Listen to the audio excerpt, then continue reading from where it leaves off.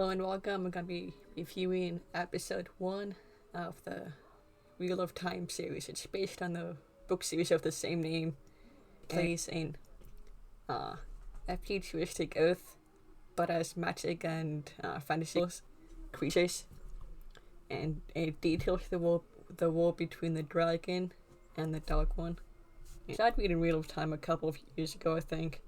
And then when it came on Amazon, my dad and I started watching the show together.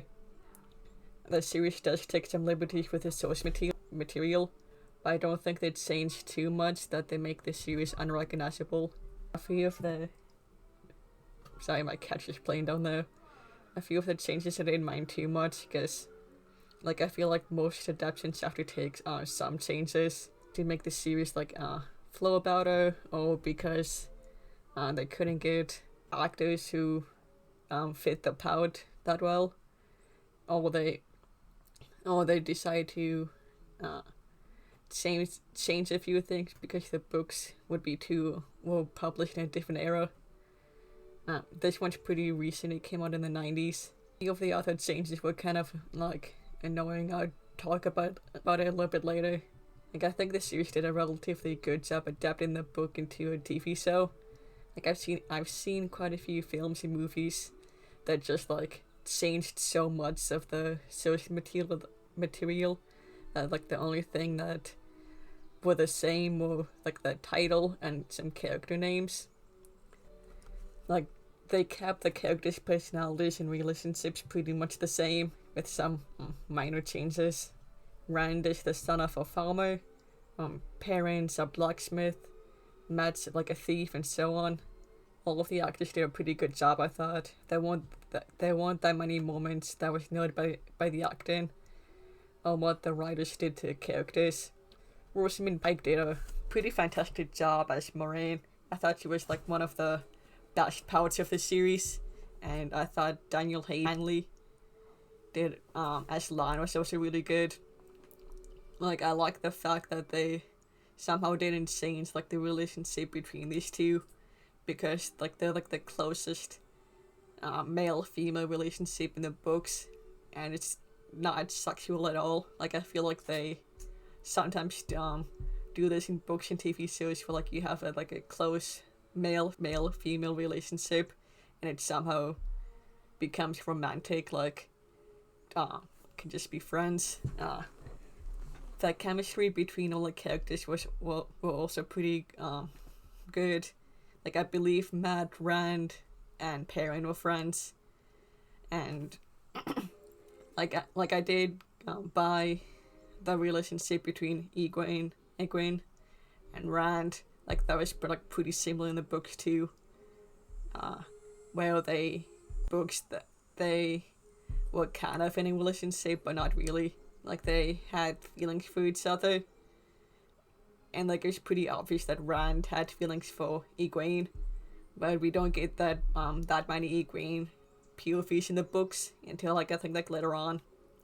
And in the books, their relationship is a lot more rocky compared to the TV show, where in the show everyone's been aged up. The two of them on a very obvious relationship with each other, and the main conflict that they kept between the show and the books is Egwene becoming the wisdom of the village, or this moving out of the village to become a wisdom, and doesn't want her to because wisdoms don't normally marry. Where in the books they really didn't discuss it that well. They did, but then it always ended up being turned into an argument. Where in the show they actually I sat down on a little hillside and talked about it, and seemingly it was kind of settled, but not really. He understood it, but he was still hurt by it. Like I said, I think Rosamund Pike, she stole the show as Moiraine, because so many people loves her. So many people love her in that role, and even though I had a specific image of Moiraine in my head, because I have these covers of the book, and so I kind of did assume Moiraine as this. Like, even though I thought of her looking like this throughout the book series, I thought that Rosamund did elevate her status to like more of like a main character than she was in the books. Cause she ends up being the narrator in the first episode where she talks about like the backstory, what happened, and like the books, where the prologue is talks about the breaking of the world. We follow Lewis Theron Telemann. We did get more of Moiraine in this series, which wasn't too bad of a thing because most of the book is Rand's POV. We barely get anyone else POV except for like a few scatterings. We get some with Perrin and Egwene, a few with Nynaeve, Lan, and Moiraine, but like 90% of the book is just Rand's POV, and it made it pretty obvious like who the Dragon Reborn was. It is a bit annoying that they didn't include Tom in the first episode, because he's introduced in like chapter 3 or 4, I think. He becomes something of like a father figure mentor to the three young men in the book, Perrin, Mad, and Rand. And then like he ends up leaving with the group after the after the Trollocs attack the town. He ends up like leaving with them for like maybe half the book, a little bit less than half the book, and then he seemingly dies trying to protect Rand and Matt from one of the fates, I think. And like it was kind of annoying because he was there for a while, and he was kind of like an interesting character. I thought I kind of liked him because like he seemed to kind of know more than he was letting on. Like a little bit. Like there's maybe like a little bit of mystery surrounding him. But like I think he appears like halfway through the show, and then I think he just disappears in the same episode he appears in. Like in the book we spent like chapters with him trying to like help the young man and trying to like protect them from Moiraine because he doesn't trust her because it's an Aes Sedai. So like I don't know if they just didn't have like the money to hire more actors for episode 1, or maybe they were rushed and they couldn't include him in time. I have no idea. But like towards the end of episode 1 it did feel kind of rushed, like they were trying to include so much in the show in episode 1, because the book is like 500 plus pages long, so it's like they couldn't include everything, and they had to kind of like condense a bunch of stuff.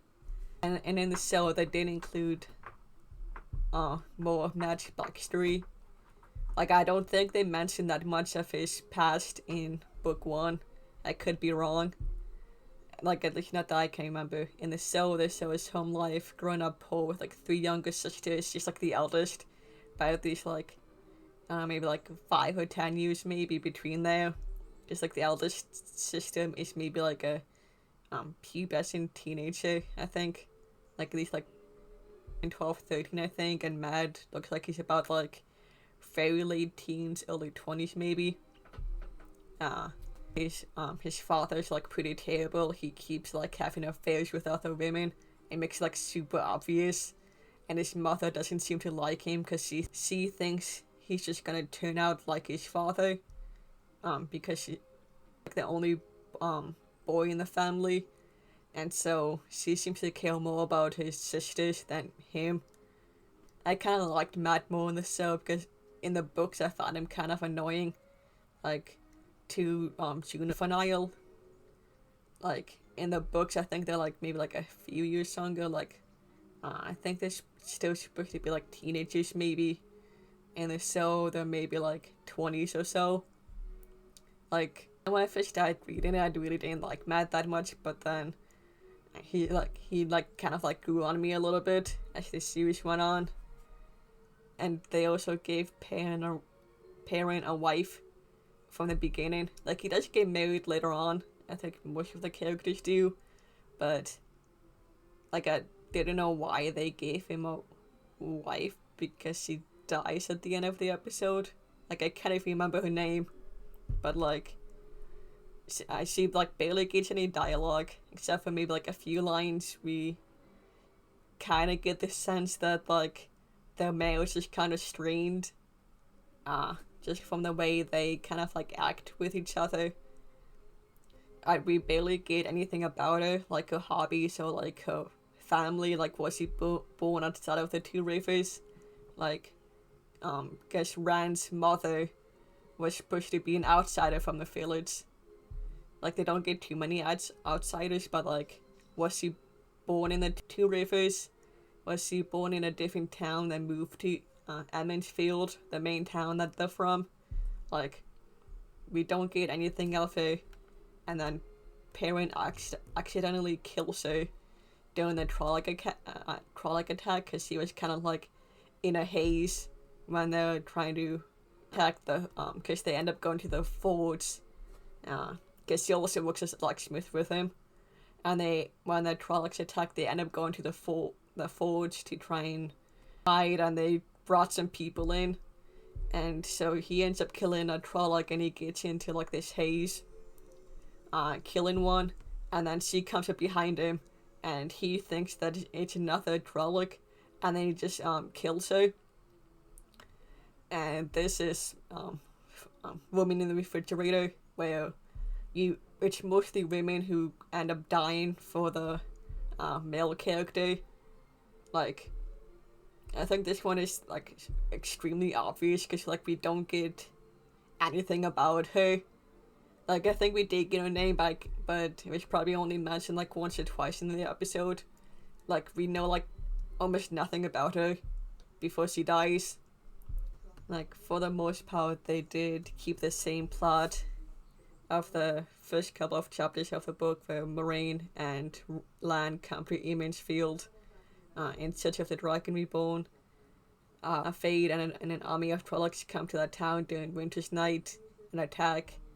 The fight scene between the townspeople, the Trollocs, and then Moiraine and Lan is probably one of my favorite moments in the series. The special effects are pretty like wonky in a few areas, but they weren't so like obvious that it took me out of the moment. It was kind of funny that Moiraine is trying to like protect the people in the town, but then she destroys like the entire inn, basically to try and protect everyone, because the inn is mostly made out of like stone and wood.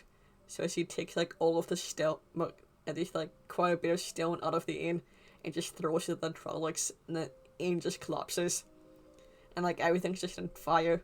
It's like it was like pretty like damaging too. Like it wasn't like a small part of the inn collapses. It was like the entire thing just falls. Like, it was pretty great that Lan and Moiraine were fighting almost like unison. At one point, there's a Trolloc coming up behind her. She doesn't see it, but Lan does, and he goes to like slice it with his sword. And without blinking or like even asking anything, she just falls to her knees as she's like channeling. She doesn't even ask if there's anything behind her. She just like does it as soon as Lan starts coming close to her. And the ending of the episode was also pretty rushed. Like, throughout the episode, like as soon as Moiraine first shows up at the inn, everyone's like completely suspicious of her in Lan, like to the point where people like talking about them behind their backs. And then after the attack, Moiraine needs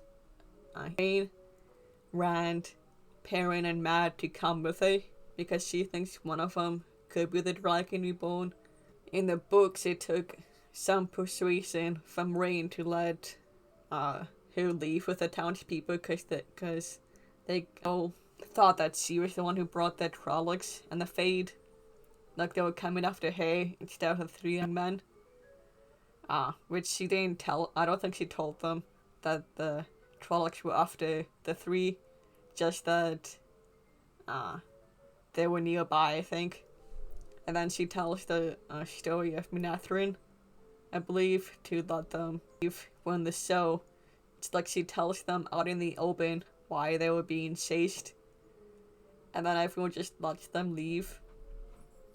Well, in the book, she told them in secret, which like it doesn't make too much sense in the TV show, I guess. Like suspicious of like Dragon Reborn because they all think it's gonna destroy the world again.